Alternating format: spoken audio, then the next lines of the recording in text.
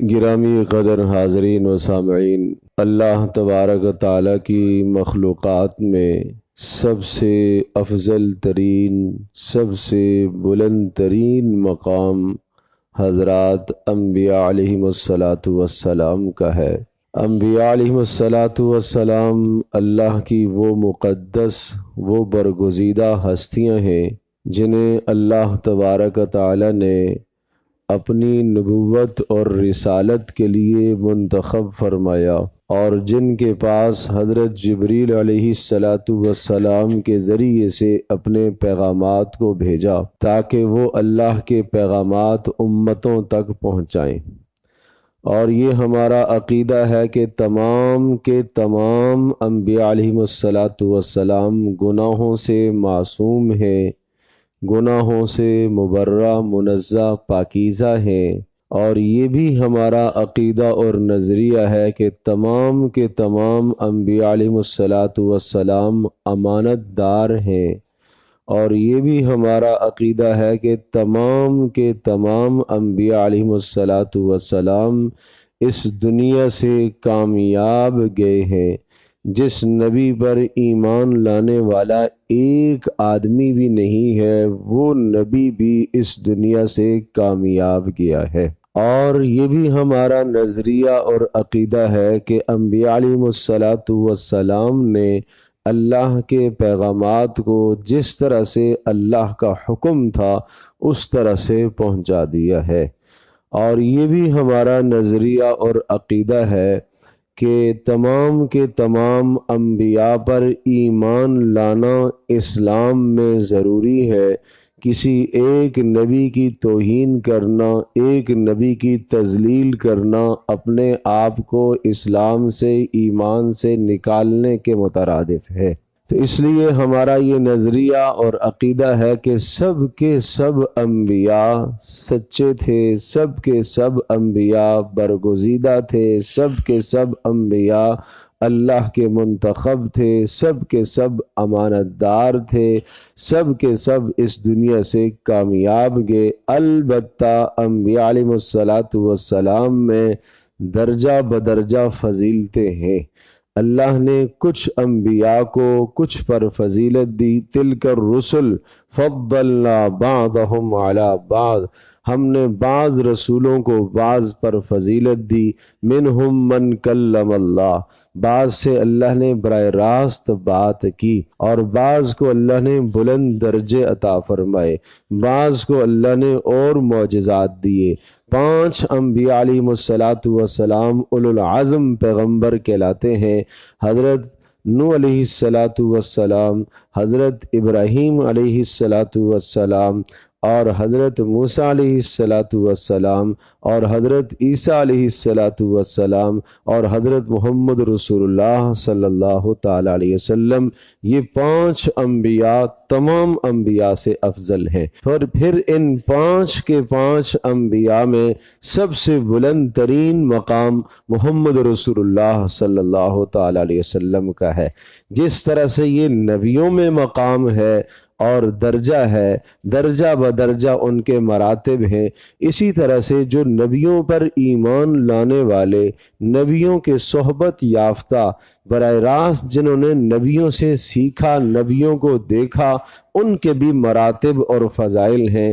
نبیوں کو جنہوں نے دیکھا، گزشتہ امتوں میں جنہوں نے نبیوں پر ایمان لایا، براہ راست انبیاء کو دیکھا، ان کی صحبت میں بیٹھے، ان کی مدد کی ہے، ان کو حواریین کہا جاتا تھا، نبیوں کے ساتھی، رفقا۔ اس امت میں محمد رسول اللہ صلی اللہ تعالیٰ علیہ وسلم کے جو رفقا اور ساتھی ہیں ان کو صحابہ کرام کہا جاتا ہے۔ صحابی ایک اور صحابہ جمع ہے، اور یہ بات بھی طے شدہ ذہن نشین فرما لیں کہ تمام انبیاء کے تمام ساتھیوں سے محمد رسول اللہ صلی اللہ تعالی علیہ وسلم پر ایمان لانے والے آپ کے رفقا، آپ کے صحابہ گزشتہ نبیوں کے صحابہ سے، ساتھیوں سے بلند مقام رکھنے والے ہیں۔ پھر ان میں بھی مراتب ہیں۔ سب سے زیادہ بلند مرتبہ سیدنا ابوبکر صدیق رضی اللہ تعالی عنہ کا ہے۔ یہ خود رسول اکرم صلی اللہ تعالی علیہ وسلم نے ارشاد فرمایا کہ ابو ذر یہ وہ آدمی ہے کہ سورج نے اس سے بڑا بلند ترین آدمی نبیوں کے بعد نہیں دیکھا۔ ابو بکر وہ آدمی ہے کہ اس سے بلند مقام والا آدمی نبیوں کے بعد سورج نے نہیں دیکھا، یعنی نبیوں کے بعد سب سے بلند ترین مقام وہ سیدنا ابوبکر صدیق رضی اللہ تعالی عنہ کا ہے۔ یہ عقیدہ اور نظریہ رکھنے کا ہے۔ سیدنا ابوبکر صدیق رضی اللہ تعالی عنہ بالاتفاق تمام کے تمام صحابہ سے افضل ترین مقام رکھنے والے ہیں۔ نمبر 2، یہ نظریہ اور عقیدہ رکھنے کا ہے کہ حضرت ابوبکر صدیق رضی اللہ تعالی عنہ کا صحابی ہونا قرآن مجید کے نص سے، قرآن کی آیت سے، سورہ توبہ کی آیت سے ثابت ہے، جہاں صاف صاف اللہ پاک نے اذ یقول لصاحبہ، صاحب کا لفظ استعمال فرمایا کہ جب نبی اپنے ساتھی سے یہ کہہ رہے تھے لا تحزن ان اللہ معنا، غم نہ کیجئے اللہ ہمارے ساتھ ہے۔ پوری امت کا اجماع ہے اس ساتھی سے مراد سیدنا ابوبکر صدیق رضی اللہ تعالی عنہ ہے۔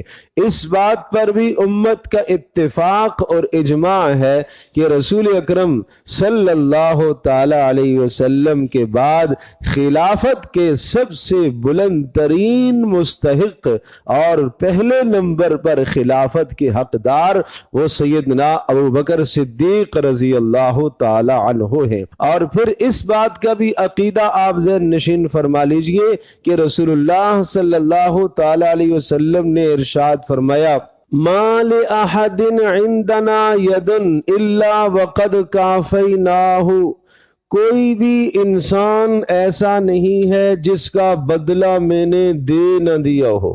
آپ کے ساتھ کوئی احسان کرتا تھا نا تو آپ اس کا بدلہ نقد دیتے تھے، فوری بدلہ دیتے تھے۔ کوئی انسان ایسا نہیں ہے میرے ساتھیوں میں سے جس کا بدلہ میں نے دے نہ دیا ہو، ما خلا ابا بکر، سوائے ابو بکر کے، سوائے ابو بکر کے، اس لیے فَإِنَّ لَهُ عِندَنَا يَدًا، ابو بکر کا ہمارے اوپر ایسا احسان ہے، یکافئہ اللہ بہا یوم القیامہ، اللہ تبارک تعالی خود ہی اس کو قیامت کے دن اپنی جانب سے بدلہ دے گا۔ سب کے بدلے میں نے چکا دیے، اس کا بدلہ اللہ پاک ہی خود اسے دے گا، اس کا بدلہ میں نہیں دے سکا۔ ما نفعنی مال احد قط ما نفعنی مال ابی بکر، جتنا مجھے ابو بکر کے مال سے فائدہ ہوا اتنا کسی اور کے مال سے مجھے کبھی فائدہ نہیں ہوا۔ جس موقع پر میں نے کہا، اشارہ کیا، ابو بکر سمجھ گئے کہ رسول اللہ صلی اللہ علیہ وسلم کی اس وقت منشا ہے خرچ کرنے کی، ابو بکر نے اپنا مال پیش کر دیا۔ دن ہو رات ہو، الذین ینفقون اموالہم باللیل والنہار سرا وعلانیۃ، 40,000 دینار، اللہ اکبر، کوئی کم مال نہیں ہے، 40,000 دینار آئے اور 10,000 دن کو خرچ کیے، 10,000 رات کو خرچ کیے، 10,000 چھپ کر، 10,000 اعلانیہ طور پر۔ اس پر اللہ نے یہ آیت نازل فرمائی، محمد رسول اللہ صلی اللہ تعالی علیہ وسلم کے ایسے ساتھی ہیں الذین ینفقون اموالہم باللیل والنہار، جو دن کو بھی رات مال خرچ کرتے ہیں، رات کو بھی مال خرچ کرتے ہیں، چھپ کر بھی خرچ کرتے ہیں، علانیہ بھی خرچ کرتے ہیں۔ یہ آیت سیدنا ابوبکر صدیق رضی اللہ تعالی عنہ کے بارے میں نازل ہوئی، اور یہ ہمارا عقیدہ ہے۔ رسول اللہ صلی اللہ تعالی علیہ وسلم نے ارشاد فرمایا ابو بکر انت صاحبی فی الغار والحوض، اے ابو بکر غار میں بھی آپ میرے ساتھی رہے اور حوض پر بھی آپ میرے ساتھی ہوں گے، میدان محشر میں حوض کوثر پر بھی آپ میرے ساتھی ہوں گے۔ اور سیدنا ابوبکر صدیق رضی اللہ تعالی عنہ، ہمارا نظریہ اور عقیدہ ہے کہ وہ مزار میں بھی رسول اللہ صلی اللہ علیہ وسلم کے ساتھی ہیں کہ نہیں؟ مزار میں بھی ساتھی ہیں۔ اور کیا آپ جانتے ہو رسول اللہ صلی اللہ تعالی علیہ وسلم کا مزار مبارک آپ نے ارشاد فرمایا، اشارہ کر کے فرمایا، ما بین منبری و بیتی روضۃ من ریاض الجنہ، میرے اس منبر سے لے کر میرے اس حجرے تک یہ ایک جنت کا ٹکڑا ہے، اسی جنت کے ٹکڑے میں رسول اللہ صلی اللہ علیہ وسلم مدفون ہیں، اسی جنت کے ٹکڑے میں ابوبکر صدیق بھی مدفون ہے، اسی جنت کے ٹکڑے میں عمر بن خطاب رضی اللہ تعالی عنہ بھی مدفون ہے۔ تو اللہ کے نبی بھی جنت کے اس ٹکڑے میں، ابو بکر بھی جنت کے اس ٹکڑے میں، اور عمر فاروق بھی جنت کے اس ٹکڑے میں۔ سبحان اللہ، یہ اللہ نے ان کو یہ مقام عطا فرمایا۔ تو یہ ہمارا نظریہ ہے اور ہمارا عقیدہ ہے۔ علامہ سیوطی رحمۃ اللہ علیہ نے اپنی کتاب تاریخ الخلفاء میں 10 آیات شمار فرمائی ہیں جو سیدنا ابوبکر صدیق رضی اللہ تعالی عنہ کی فضیلت پر نازل ہوئی ہے۔ کسی ایک لفظ میں ایک اشارہ کسی صحابی کا آ جانا یہ بہت بلند مقام ہے کہ اللہ کی طرف سے اس کے لیے تائید اتری ہے، اللہ کی طرف سے اس کے لیے فضیلت کی بات آئی ہے، اور قرآن قیامت تک پڑھا جاتا رہے گا۔ 10 آیات ایسی ہیں جن میں سیدنا ابوبکر صدیق رضی اللہ تعالی عنہ کی فضیلت کو بیان کیا گیا، جن میں سے ایک تو میں نے یہی بیان کی ہے، الذین ينفقون اموالهم باللیل والنہار۔ چند اور عرض کرتا ہوں، وقت مختصر ہے۔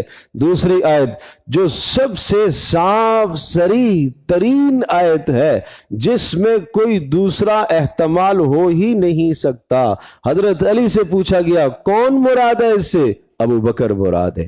عمر سے پوچھا گیا کون مراد ہے؟ ابو بکر مراد ہے۔ عبداللہ ابن عباس سے پوچھا گیا کون مراد ہے؟ ابو بکر مراد ہے۔ اس لیے کہ غار میں ابو بکر صدیق رضی اللہ تعالی عنہ کے سوا کوئی اور رسول اللہ کا ساتھی نہیں تھا۔ حضرت علی رضی اللہ تعالی عنہ ارشاد فرماتے ہیں، پوری امت مسلمہ کو اللہ کی طرف سے سخت ڈانٹ آئی ہے، اور اس ڈانٹ سے ایک آدمی مستثنا ہے، بچ گیا ہے، اور وہ ایک آدمی سیدنا ابوبکر صدیق رضی اللہ تعالی عنہ ہے۔ وہ کون سی آیت ہے؟ سورہ توبہ کی، الا تنصروہ فقد نصرہ اللہ۔ اگر تم نے اپنے نبی کی مدد نہ کی تو نہ صحیح، اگر تم اپنے نبی کی مدد نہیں کرتے ہو تو کوئی بات نہیں۔ فقد نصرہ اللہ اذ اخرجہ الذین، اللہ نے اپنے نبی کی مدد کی ہے ابو بکر صدیق کے ذریعے سے، ان کے وساطت سے۔ اذ اخرجہ الذین کفروا، جب کافروں نے محمد رسول اللہ صلی اللہ تعالی علیہ وسلم کو مکہ سے ہجرت پر مجبور کیا۔ ثانی اثنین اذ ہما فی الغار، دو میں کا دوسرا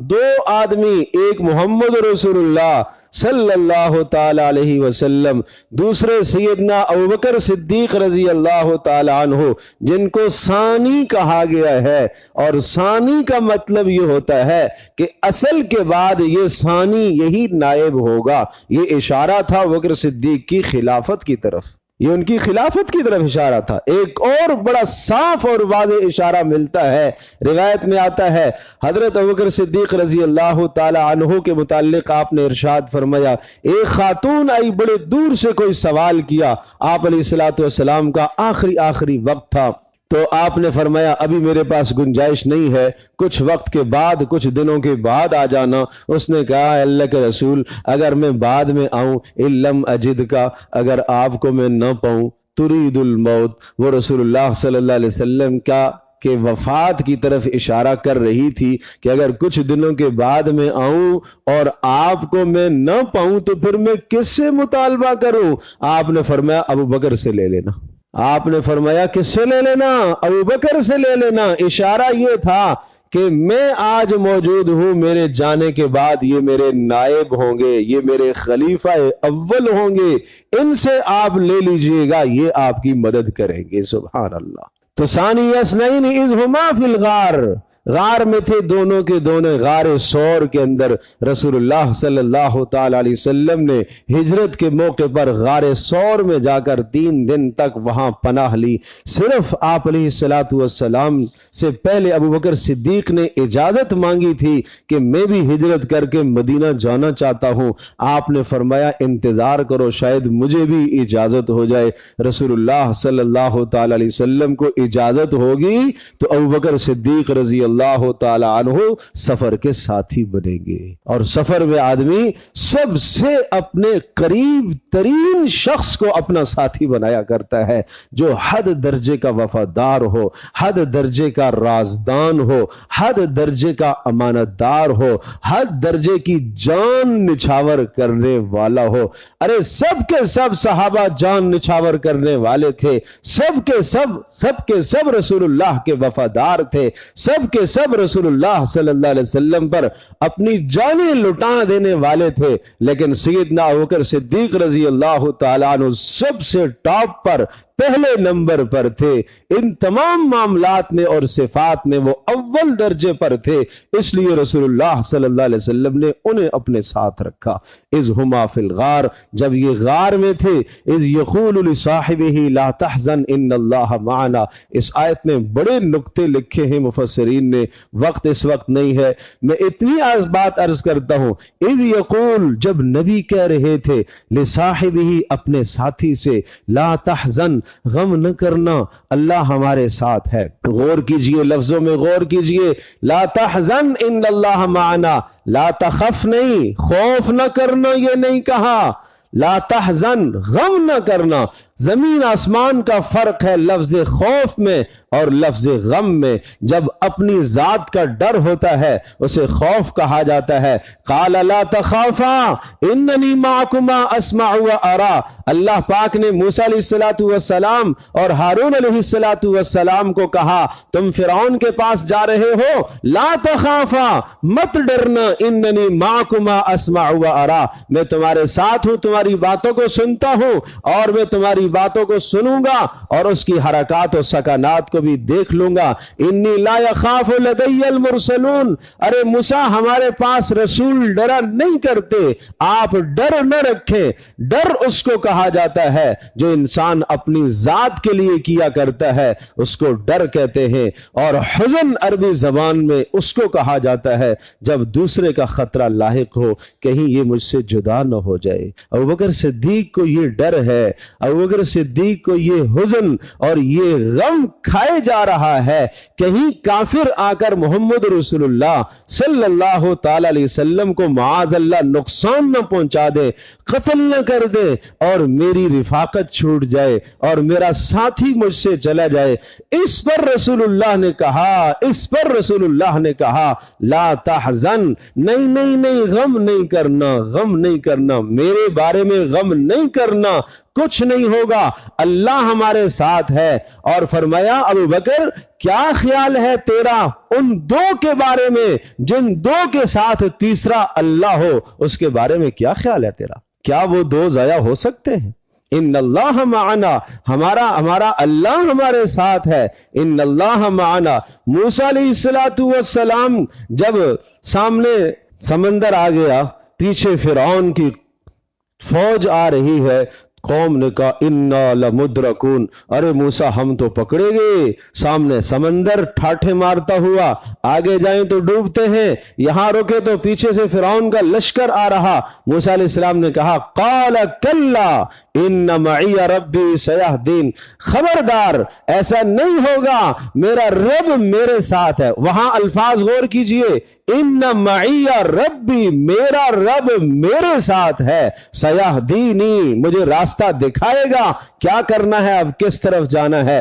یہاں ابوبکر صدیق رضی اللہ تعالی عنہ کو رسول اللہ نے اپنے ساتھ شامل فرمایا، لا تحزن ان اللہ معنا، ارے ابوبکر غم نہ کر، اللہ ہم دونوں کے ساتھ ہے، ہم دونوں کے ساتھ ہے۔ وہاں کہا اللہ میرے ساتھ ہے، یہاں رسول اللہ نے شریک فرمایا ابوبکر صدیق کو، اللہ ہمارے ساتھ ہے۔ موسیٰ علیہ السلام لفظ رب استعمال فرما رہے ہیں، رسول اللہ صلی اللہ علیہ وسلم لفظ جلالہ، لفظ اللہ استعمال فرما رہے۔ اشارہ اس بات کی طرف ہے اللہ اپنی ہیبت، اللہ اپنے جلال، اللہ اپنے کمال، اللہ اپنی قدرت، اللہ تبارک تعالی مکمل اپنی طاقت کے ساتھ ہمارے ساتھ ہے، غم کرنے کی بات نہیں ہے۔ فانزل اللہ سکینتہ، اللہ پاک نے سکون نازل فرمایا۔ اس سکینتہ کی ضمیر سے بھی مفسرین نے لکھا ہے سیدنا ابوبکر صدیق مراد ہے۔ اللہ کے غم، نبی صلی اللہ علیہ وسلم تو مطمئن تھے، سکینتہ اللہ نے ابوبکر صدیق کے دل پر سکون اتار دیا، نورانیت اتار دی، دل مطمئن ہو گیا۔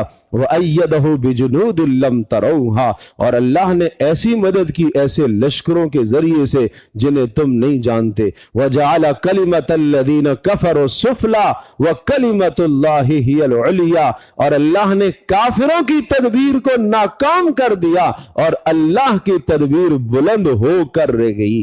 اللہ کی تدبیر بلند ہوئی کس طرح سے؟ ایک درخت اگ آیا، ایک درخت اگ آیا اور اس درخت کے اوپر ایک کبوتری نے انڈے دے دیے اور وہاں ہی ایک مکڑی نے اسی وقت جالا تن دیا۔ قیافہ شناس کھوجی، جیسے آج کل کتے کھوج لگاتے ہیں نا، وہ قیافہ شناس ہوتے تھے، وہ پیروں کے نشان پہچانتے تھے، کہاں سے گیا کہاں سے گیا، ادھر سے گیا یوں۔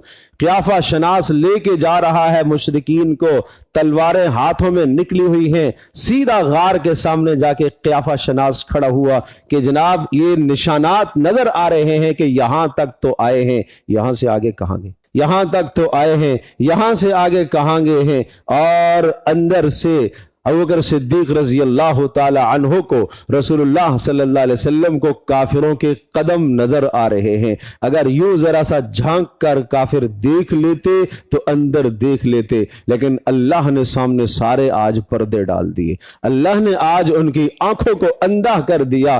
آج یہاں کھڑے ہیں اور وہ کھوجی کہتا ہے یہ جو مکڑی کا جالا ہے مجھے لگتا ہے یہ تو محمد کی پیدائش سے بھی پرانا ہے، یہ تو محمد کی پیدائش سے بھی پرانا ہے۔ اگر اس یہاں جو غار کے سامنے سوراخ ہے اس سے اگر اندر جاتے، اچھا سوراخ بھی ایسا تھا کہ آدمی بیٹھ کے اندر داخل ہو سکتا تھا یا لیٹ کے اندر داخل ہو، اندر سے کشادہ تھی غار لیکن اندر جانے کا جو راستہ تھا وہ اتنا تنگ تھا، اور وہاں مکڑی نے جالا تانا ہوا ہے اور وہ اتنا پرانا لگ رہا ہے، اتنا پرانا لگ رہا ہے۔ اللہ پاک نے وَإِنَّ أَوْهَنَ الْبُيُوتِ لَبَيْتُ الْعَنْكَبُوتِ، کائنات میں سب سے کمزور ترین گھر، سب سے کمزور ترین گھر کس کا ہے؟ قرآن کہتا ہے مکڑی کا گھر ہے، مکڑی کا جالا سب سے کمزور ترین۔ اس کمزور جالے سے اللہ نے پوری مکہ کی ریاست کی حفاظت فرمائی، ان کو اللہ نے رسول اللہ سے دور رکھا اور ان کو کچھ بھی نظر نہ آیا۔ پتہ یہ چلا کہ جب اللہ تبارک تعالی کسی کی حفاظت کرنے پر آئے تو وہ مکڑی کے ذریعے سے بھی حفاظت کر سکتا ہے، وہ قادر مطلق ہے۔ اس اللہ پر ایمان رکھو، مایوس نہ ہوا کرو، ان حالات سے مایوس نہ ہوا کرو، پریشانیوں میں اپنا ایمان نہ چھوڑا کرو، پریشانیوں میں اپنے رب سے اپنا تعلق مت توڑا کرو بھائی۔ یہ سیدنا ابوبکر صدیق رضی اللہ تعالیٰ عنہ کی زندگی ہمارے لیے نمونہ ہے۔ تو یہ آیات ہیں ابوبکر صدیق رضی اللہ تعالیٰ عنہ کی فضیلت میں۔ ایک اور آیت بیان کر دیتا ہوں، پھر کچھ حدیثیں بھی ہیں وہ بھی ذہن میں تھا کہ وہ بھی سناتا آپ کو۔ رسول اللہ صلی اللہ علیہ وسلم نے کیا ارشاد فرمایا، ایک اور آیت، فَأَنذَرْتُكُمْ نَارًا تَلَظَّىٰ، سورۃ اللیل۔ فَأَنذَرْتُكُمْ، اللہ کہہ رہا ہے میں تمہیں دہکتی آگ سے ڈراتا ہوں، خوفناک آگ سے میں تمہیں ڈراتا ہوں، جہنم کی آنکھ سے میں تمہیں ڈراتا ہوں۔ فَأَنذَرْتُكُمْ نارن تلظا لا یصلاھا الا الاشقی، اس دہتی آگ میں وہی جائے گا جو بدبخت قسم کا انسان ہوگا، وَسَيُجَنَّبُهَا الْأَتْقَى، اور اس دہتی آگ سے وہ شخص بچا لیا جائے گا جو امت میں سب سے بڑا متقی ہے۔ وہ سب سے بڑا متقی مفسرین نے لکھا ہے سیدنا ابوبکر صدیق رضی اللہ تعالی عنہ ہیں، وہ سب سے زیادہ بڑے متقی ہیں۔ الذی یؤتی، اب اگلے الفاظ دیکھیے، اگلے الفاظ یہ ابوبکر صدیق کی صفات بیان ہو رہی ہیں۔ الذی یؤتی مالہ یتزکا، جو اپنا مال اس لیے لٹاتا ہے اور خرچ کرتا ہے تاکہ اس کا دل پاک ہو جائے۔ وما لأحد عنده من نعمت تجزا، اور کسی کا احسان اس پر نہیں ہے کہ اس کا احسان اور بدلہ چکانے کے لیے یہ مال لٹا رہا ہے۔ یہ اس وقت آیات نازل ہوئی تھی جب سیدنا ابوبکر صدیق رضی اللہ تعالی عنہ نے حضرت بلال بن رباح، حضرت زنیرہ اور اسی طرح سے عامر بن فہیرہ اور ان جیسے اور لوگ جو غلامی کی زندگی گزار رہے تھے اور کافروں کا تختہ مشق بنے ہوئے تھے، روزانہ کافر ان کو مارتے تھے، دھمکاتے تھے، ڈراتے تھے، مار مار کے تھک جاتے تھے، لیکن یہ لوگ ایمان نہیں چھوڑتے تھے۔ ان لوگوں کو اپنے مال سے خرید کر کے ابوبکر صدیق نے آزاد کرا دیا تھا، ان میں بلال بھی تھے۔ اس پر یہ آیات نازل ہوئی وَمَا لِأَحَدٍ عِنْدَهُ مِن نِعْمَةٍ تُجْزَى، ارے کسی کا احسان اس پر تھوڑا ہی ہے، احسان نہیں ہے، اس نے صرف اللہ کی رضا کے لیے إِلَّا ابْتِغَاءَ وَجْهِ رَبِّهِ الْأَعْلَى، اپنے رب کی رضا کے لیے اس نے یہ غلام آزاد کرائے، اپنے رب کی رضا کے لیے یہ مال خرچ کرتا ہے۔ وَلَسَوْفَ يَرْضَى، اور اس کا رب اس سے راضی ہو جائے گا، اور اس کا رب اس سے راضی ہو جائے گا۔ جس کی رضا کے تذکرے قرآن میں آئے ہیں، جس کی رضا کے تذکرے، جس کے صحابی ہونے کا ذکر قرآن میں آیا ہے، تو کیا وہ کائنات کا، امت کا، انبیاء کے بعد سب سے بلند ترین انسان نہیں ہو سکتا؟ کیا اس کے ایمان میں کوئی شک ہو سکتا ہے؟ کیا اس کی بزرگی میں کوئی شک ہو سکتا ہے؟ کیا اس کے تقوی اور طہارت میں کوئی شک ہو سکتا ہے؟ کیا اس کی سچائی اور صداقت میں کوئی شک ہو سکتا ہے؟ کیا اس کی امانت داری میں کوئی شک ہو سکتا ہے؟ میرے عزیز دوستوں اور بزرگوں، خوب سمجھنے کی ضرورت ہے، خوب سمجھنے کی ضرورت ہے۔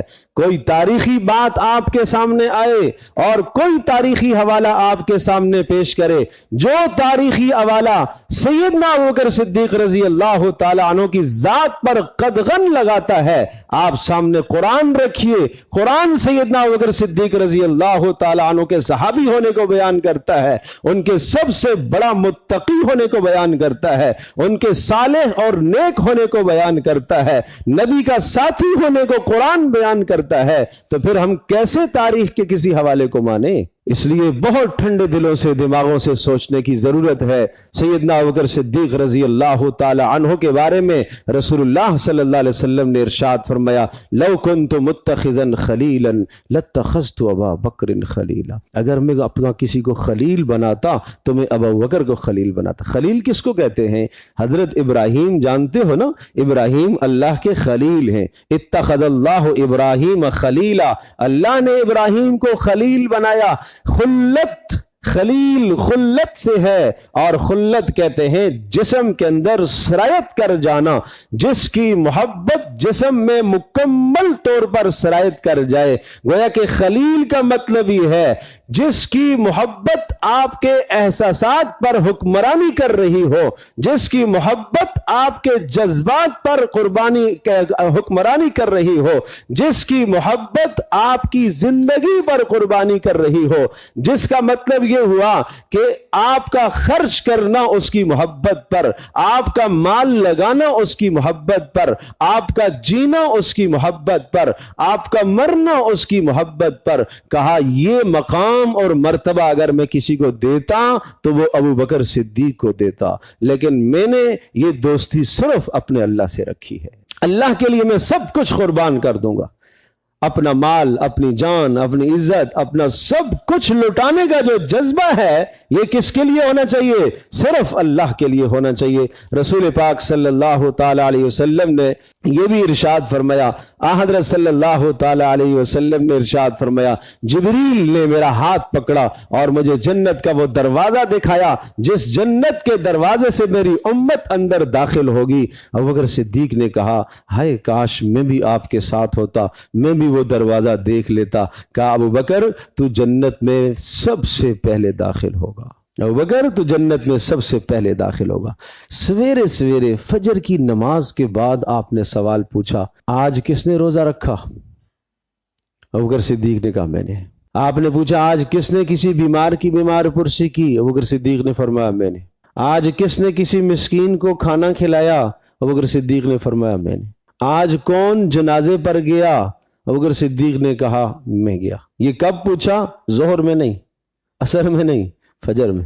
جس شخص کی بزرگی اور نیکی کا یہ حال ہے کہ فجر میں نماز میں آنے سے پہلے پہلے روزہ تو پہلے ہی رکھا جاتا ہے، وہ صدقہ کر کے آگے، مسکین کو کھانا بھی کھلا کے آگے، بیمار پرسی بھی کر کے آگے، جنازے میں شریک ہو کر بھی آگے۔ آپ نے فرمایا جس شخص کے اندر ایک دن یہ 4 خوبیاں جمع ہو جائیں گی وہ جنت میں جائے گا۔ تو میرے عزیز دوستو بزرگو، سیدنا ابوبکر صدیق رضی اللہ تعالی عنہ کی یہ صفات ہیں۔ ایک تو عرض کیا کہ عقیدہ یہ رکھنا ہے کہ ان کا صحابی ہونا قرآن سے ثابت ہے۔ نمبر 2 عقیدہ یہ رکھنا ہے کہ انبیاء علیہ السلام کے بعد سب سے بلند ترین مقام سیدنا ابوبکر صدیق رضی اللہ تعالی عنہ کا ہے۔ نمبر 3 عقیدہ یہ رکھنا ہے ابوبکر صدیق رضی اللہ تعالی عنہ خلیفہ بلا فصل ہے، رسول اللہ صلی اللہ علیہ وسلم کے بعد خلیفہ بلا فصل ہے۔ نمبر 4 یہ عقیدہ رکھنا ہے کہ رسول اللہ صلی اللہ علیہ وسلم نے ہر شخص کا بدلہ چکا دیا، لیکن ابو بکر کا بدلہ آپ نے فرمایا اللہ ہی قیامت کے دن دے گا۔ نمبر 5 یہ عقیدہ رکھنا ہے محمد رسول اللہ صلی اللہ تعالی علیہ وسلم نے ارشاد فرمایا کہ آپ میرے غار کے اور حوض کے ساتھی ہیں۔ اور نمبر 6 عقیدہ رکھنا ہے ابوبکر صدیق رضی اللہ تعالی عنہ رسول اللہ صلی اللہ علیہ وسلم کے مزار کے ساتھی ہیں، اور آپ علیہ السلام کا مزار مبارک وہ جنت کا ٹکڑا ہے، وہ آج بھی جنت میں آرام فرما رہے ہیں۔ یہ عقیدہ رکھنا ہے سیدنا ابوبکر صدیق رضی اللہ تعالی عنہ کے بارے میں، اور ان کی خاص صفات صدق، سچائی، وفاداری رسول اللہ صلی اللہ علیہ وسلم کے ساتھ حد درجے کی وفاداری۔ یہ نئی دلیل مانگتے تھے، اس کی دلیل کیا ہے؟ نہیں، اللہ کے نبی نے کہہ دیا بس قبول ہے، اللہ کے نبی نے کہہ دیا قبول ہے، اللہ کے نبی نے یوں فرمایا ٹھیک ہے، ایسا ہے ایسا ہے۔ نہیں دیکھتے تھے کہ جناب صلہ رحمی حد درجے کی۔ صلہ رحمی ابن الدغینہ ایک شخص سردار تھا، اس نے صفات گنوائی رسول اللہ صلی اللہ علیہ وسلم کی جو صفات حضرت خدیجہ نے بیان کی تھی، وہ ابن الدغینہ نے ابوبکر صدیق کی وہ صفات بیان کی۔ آپ ہجرت کے لیے جب جا رہے تھے حبشہ کی طرف تو کہا خبردار، ابن الدغینہ سردار تھا، آپ کو کون نکالے گا مکہ سے؟ انک لا تخرج ولا تخرج، نہ آپ نکلیں گے نہ آپ کو کوئی نکالے گا۔ لأنک تحمل الکل، اس لیے کہ آپ دوسروں کا بوجھ اٹھاتے ہیں، وتصل الرحم، آپ صلہ رحمی کرتے ہیں، اور تیسری بات یہ وتکسب المعدوم، اور بے روزگاروں کو آپ روزگار فراہم کرتے ہیں، وتقر الضیف، مہمان نواز ہیں آپ، وتعین علی نوائب الحق، اور مصائب پر آپ دوسروں کی مدد کرتے ہیں۔ جس شخص میں بلا یہ صفات ہوں، یہ سماج کا، معاشرے کا سب سے اعلیٰ ترین انسان ہے۔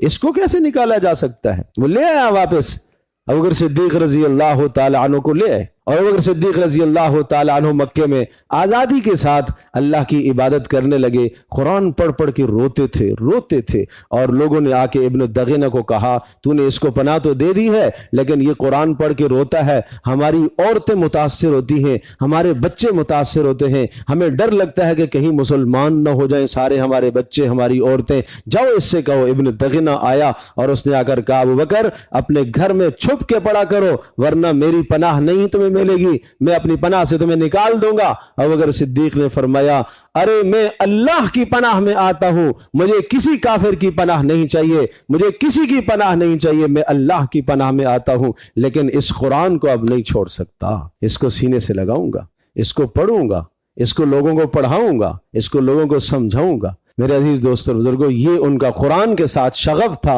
ये ज़ौक़ था।